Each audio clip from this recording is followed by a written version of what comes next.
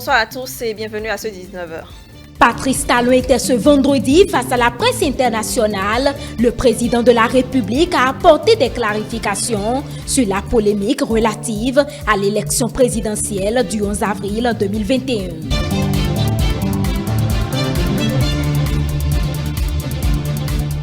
Célébration demain 1er mai de la fête du travail. À suivre dans cette édition le message de la ministre du Travail et de la Fonction publique à l'endroit des travailleurs.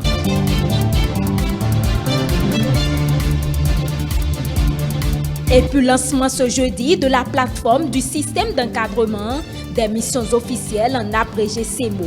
C'était en présence des cadres du ministère de l'Économie et des Finances. Les détails sont à suivre.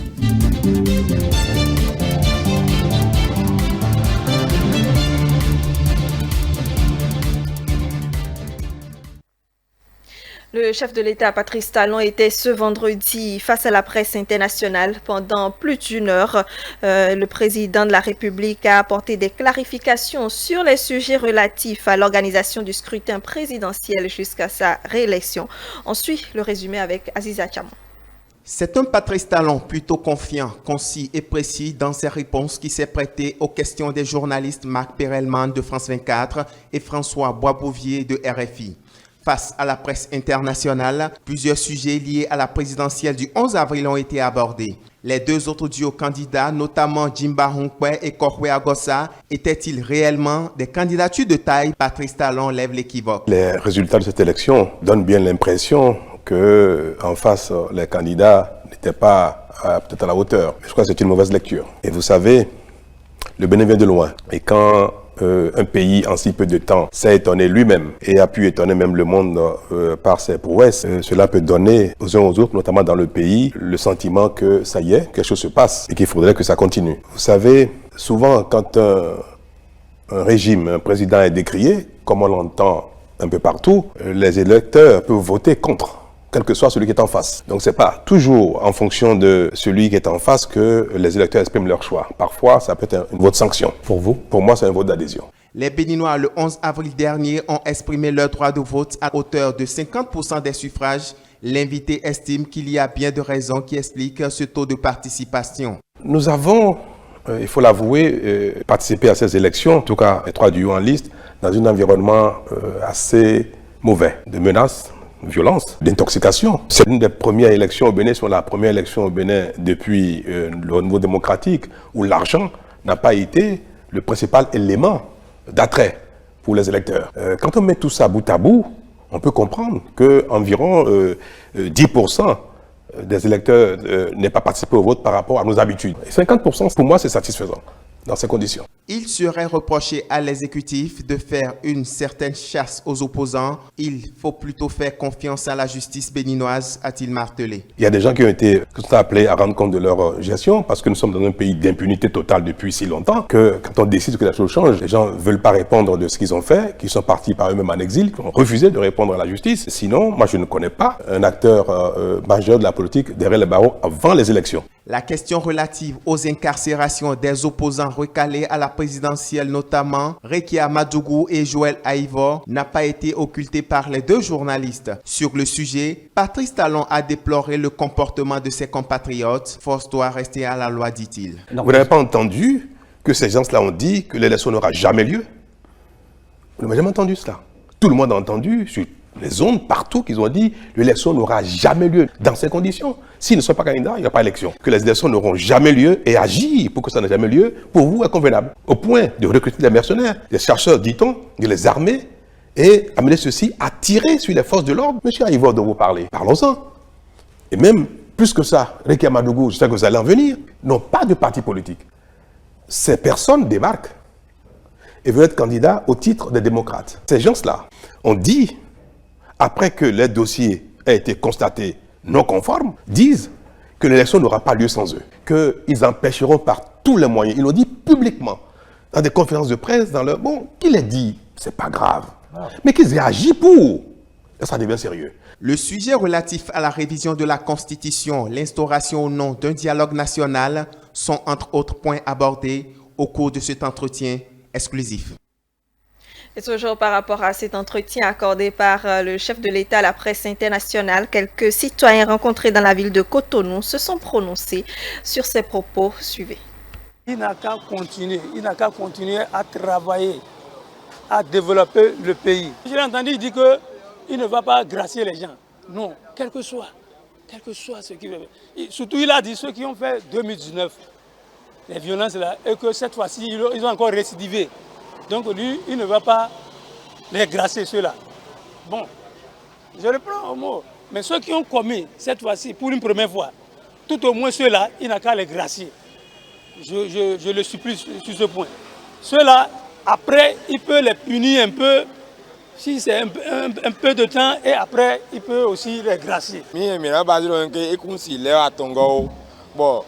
Tout ce que le président Patrice Talon a dit dans son entretien est vraiment évocateur.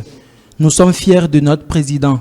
Il est celui qu'il nous faut pour que notre pays soit mieux développé, sans des hommes avec des pensées négatives, juste pour nuire à la nation béninoise. Je ne pense pas que le président fera un troisième mandat, comme il a bien dit. Nous sommes tranquilles et nous verrons. Longue vie à lui. Personne n'a été d'accord pour l'impunité. On ne doit pas permettre l'impunité. Donc je suis d'accord avec le chef de l'État qu'on ne peut pas favoriser l'impunité. Il a été juste en tout ce qu'il fait. C'est-à-dire, il a développé le Bénin en 5 ans comme si celui qui a fait 20 ans. Je l'admire. C'est un homme de droit et puis tout ce qu'il fait est propre. La participation, même si c'est 50, 52, 53, il est au pouvoir, non? Demain, c'est bien le 1er mai, c'est la fête du travail. À cet effet, la ministre de la fonction publique, Adidiatou Matisse, a adressé un message à l'endroit des travailleurs béninois. La substance de ses propos dans cet élément.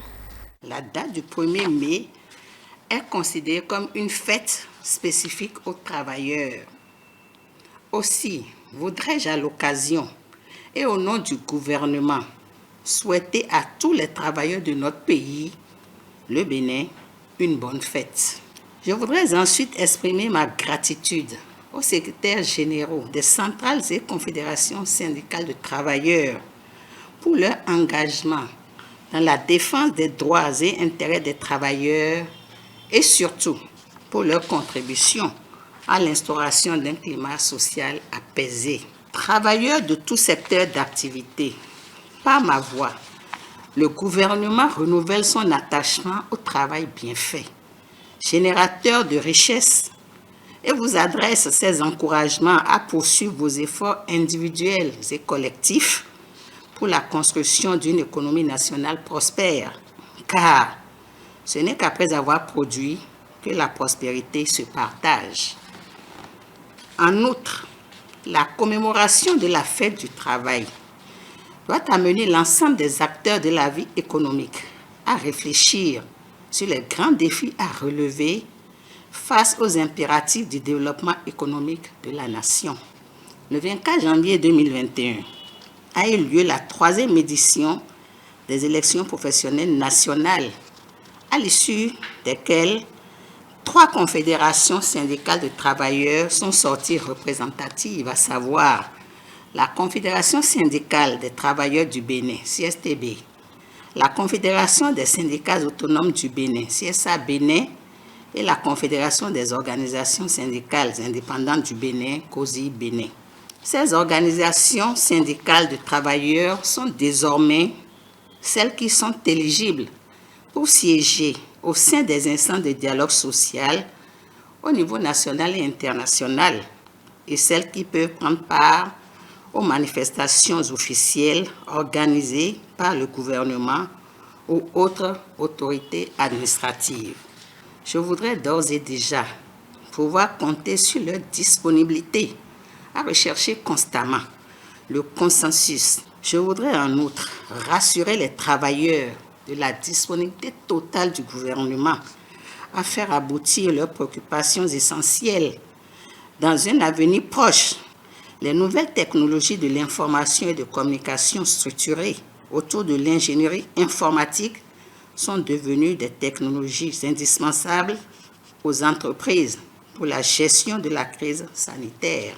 J'exhorte donc les employeurs à prendre davantage conscience et à s'adapter pour la prise des mesures idoines pour la renaissance de l'entreprise et le bien-être des travailleurs.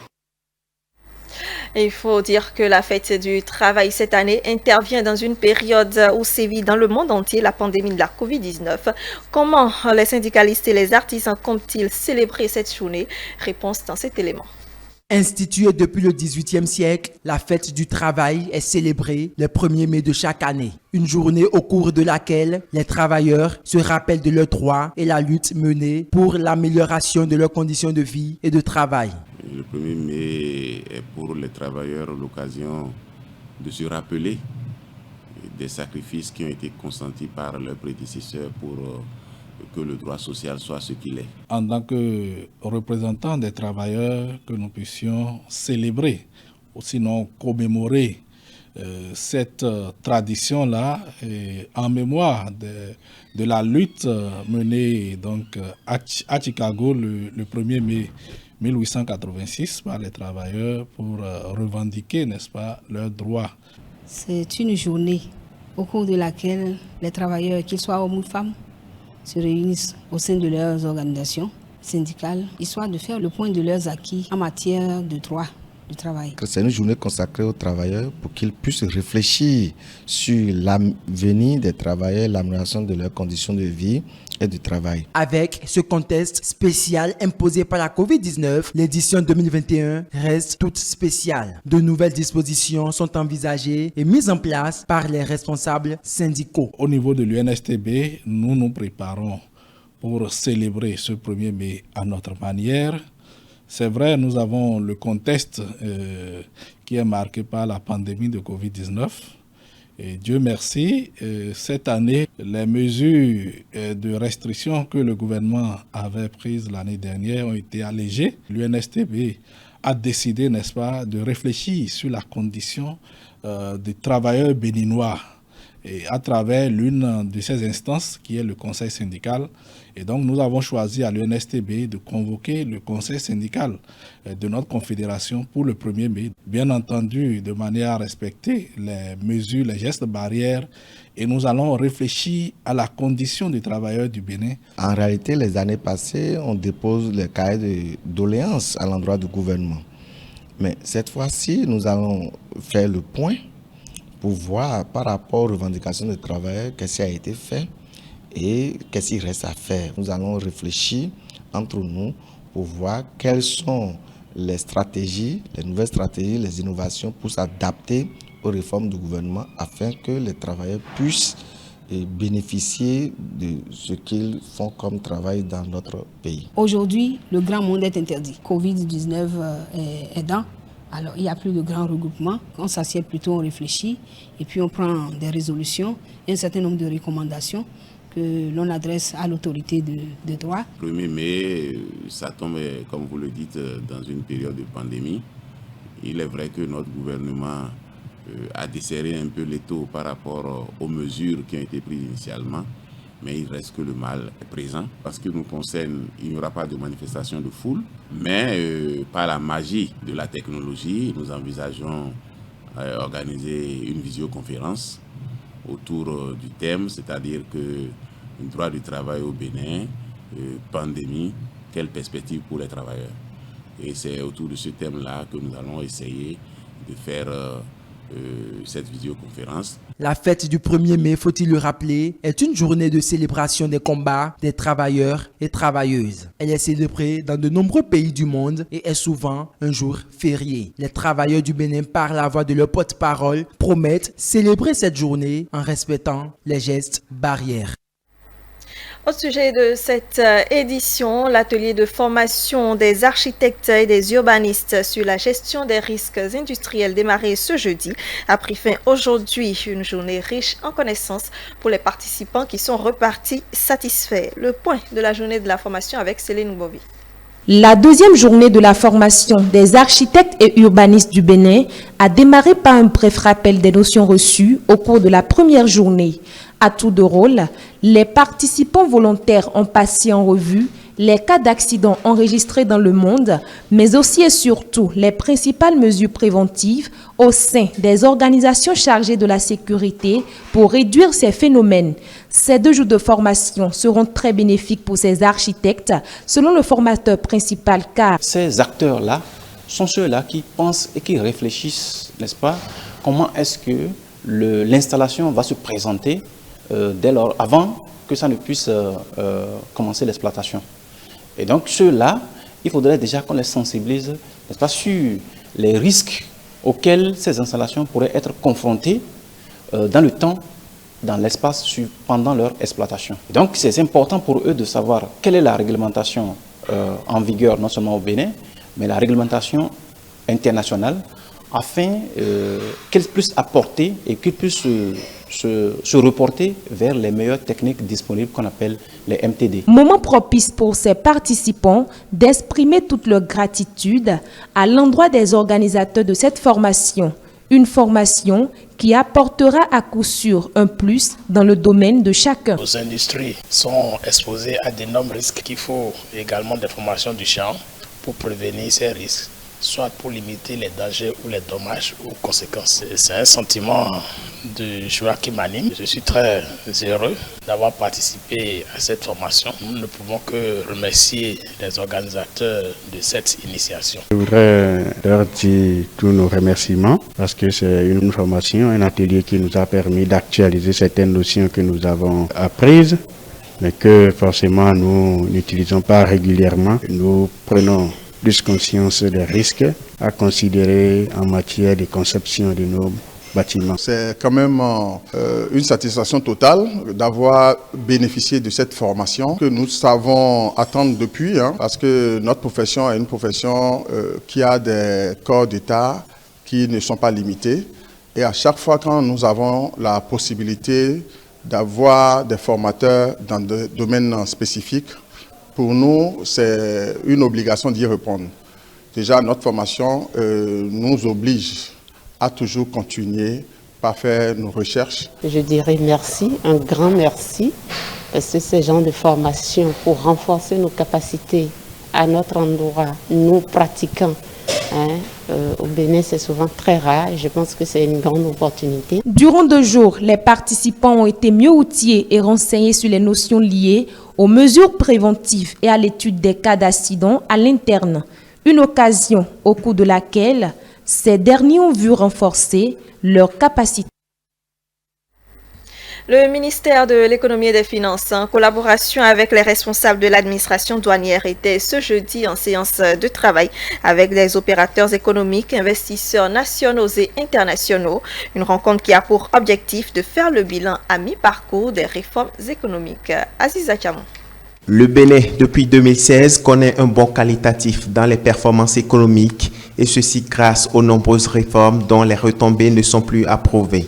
Des réformes qui touchent efficacement aussi bien la chaîne douanière que portuaire. À cette énième rencontre entre opérateurs économiques, cadres à divers niveaux et les responsables du ministère de l'Économie et des Finances, l'heure est à l'évaluation des réformes dans ce secteur. La mise en œuvre des réformes sur le commerce au Bénin répond à une volonté du gouvernement de faciliter le climat des affaires au Bénin.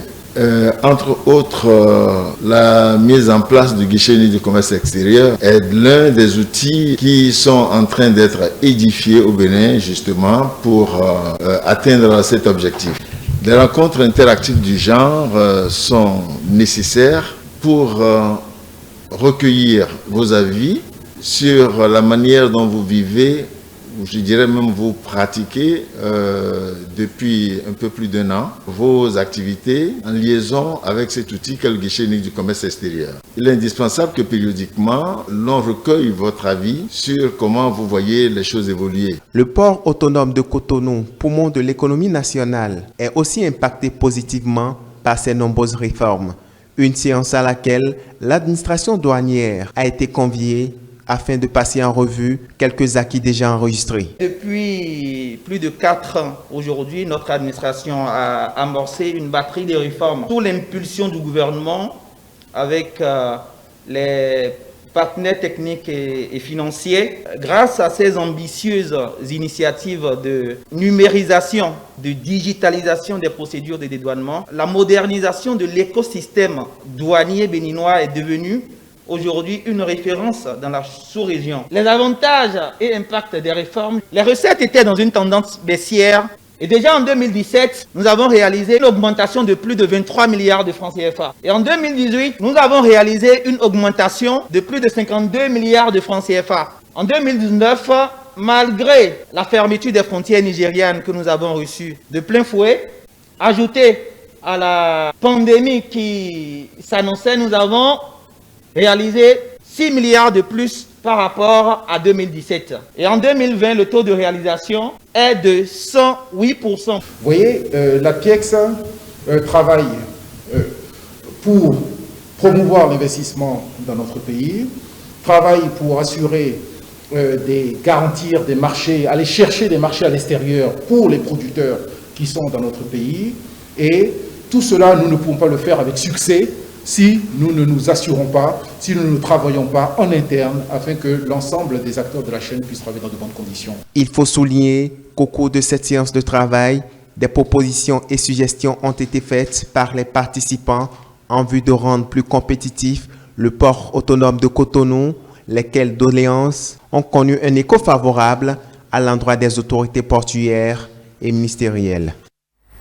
Et toujours ce jeudi, il y a eu le lancement de l'utilisation de la plateforme du système d'encadrement des missions officielles.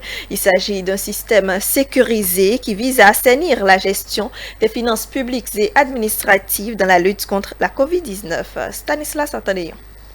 Ces cadres du ministère de l'Économie et des Finances, de la Santé, sont réunis pour lancer officiellement la plateforme CEMO, système d'encadrement des missions officielles, un outil web entrant dans le cadre de la gestion de la COVID-19 dans les aéroports et qui vise également à mettre fin à la mauvaise gestion des finances publiques. Le système d'encadrement des missions officielles, CEMO, est un outil du gouvernement qui permet aujourd'hui d'avoir une traçabilité de l'ensemble des missions officielles de l'État. Acteur majeur dans l'exécution des dépenses publiques liées aux missions, le contrôle financier contribue avec cet instrument à lutter contre certaines pratiques peu orthodoxes qu'on observait par le passé. Je suis particulièrement heureux qu'il facilite également aujourd'hui le contrôle des agents publics en missions officielles au fin de les épargner du paiement de la taxe Covid. Le CEMO permet aussi un déplacement simplifié du personnel de l'État et la vérification officielle d'une personne accréditée à voyager. La première chose que nous visons, c'est de permettre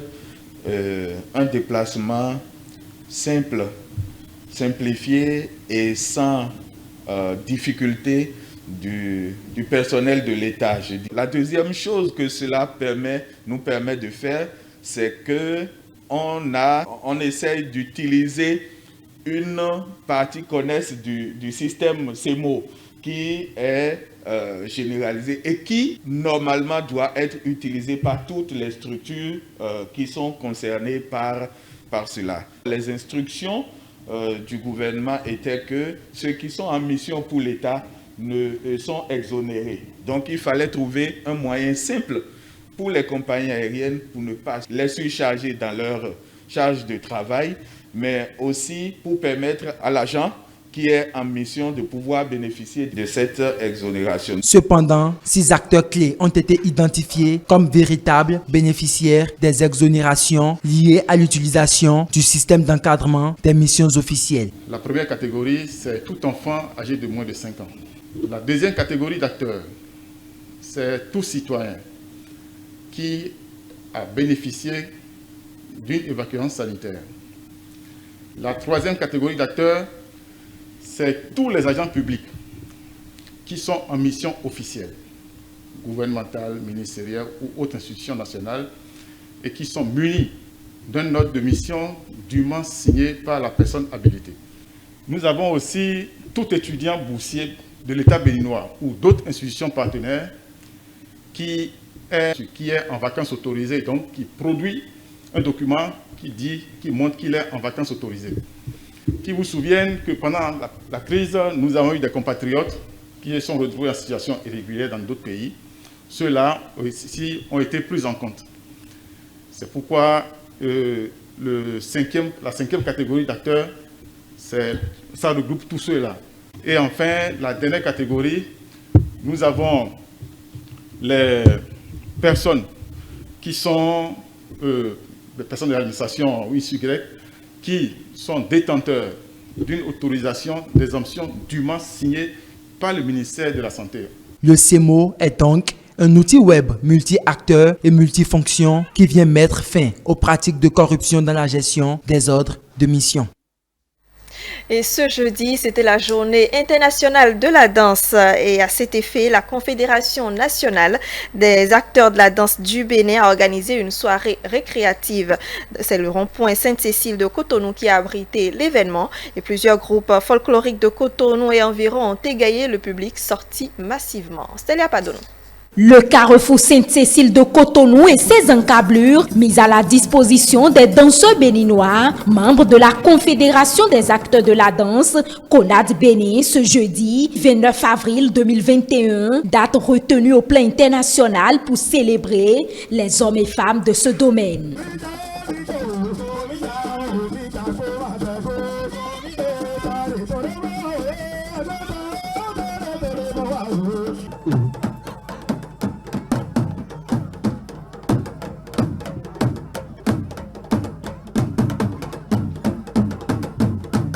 Ils sont plus d'une vingtaine de groupes folkloriques venus de différentes contrées. Cette initiative des responsables de la CONAD Bénin a permis non seulement aux citoyens de ce quartier de découvrir le patrimoine culturel du Bénin, mais aussi et surtout de partager avec ces danseurs la joie de savoir que l'on compte.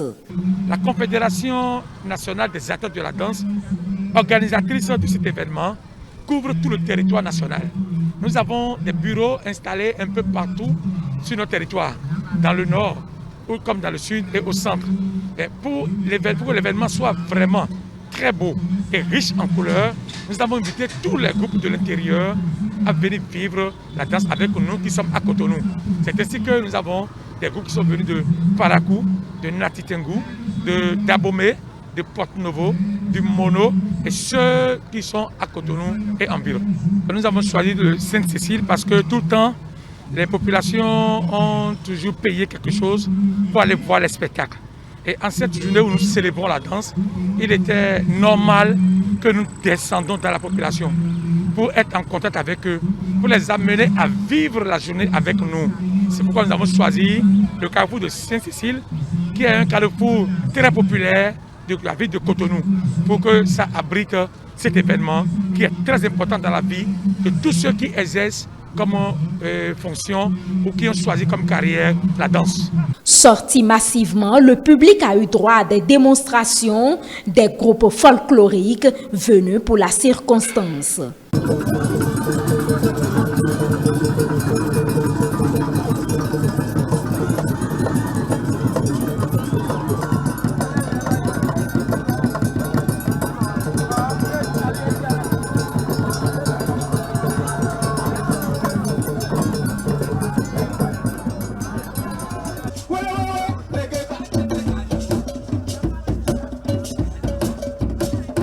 Heureux du cadre à eux offert, les professionnels de la danse n'ont pu s'empêcher de remercier les organisateurs. Nous ne ferons que dire félicitations et encourager de tels événements pour que cela soit plus encore financé dans les années à venir. Parce que nous, les danseurs, c'est à ces occasions que nous avons la chance de nous exprimer, de faire valoir ce que nous savons faire et de, en tout pour tout et en dehors de tout, notre culture et notre identité. Nous devons tout faire pour l'entretenir et pourquoi pas la sauvegarder pour la bonne marche et pour le meilleur développement. JID 2021, les acteurs de la danse aux côtés des populations de Sainte-Cécile et environ, événement exceptionnel, instant qui restera encore et encore gravé dans les mémoires. Voilà, c'est sur ces images que nous refermons cette édition d'information. Merci de nous recevoir chez vous. Vous pourrez toujours nous suivre sur etelebene.com, c'est bien le site internet, la page YouTube et la page Facebook avec Etelebene, l'application Etelebene également disponible dans votre Play Store. Restez toujours avec nous pour suivre la suite du Grand Soir juste après moi. WhatsApp pour info, Covid-19, info d'ici et d'ailleurs, la chronique du soir et puis ça se discute. Voilà donc les rubriques restantes. Passez une excellente soirée en notre compagnie.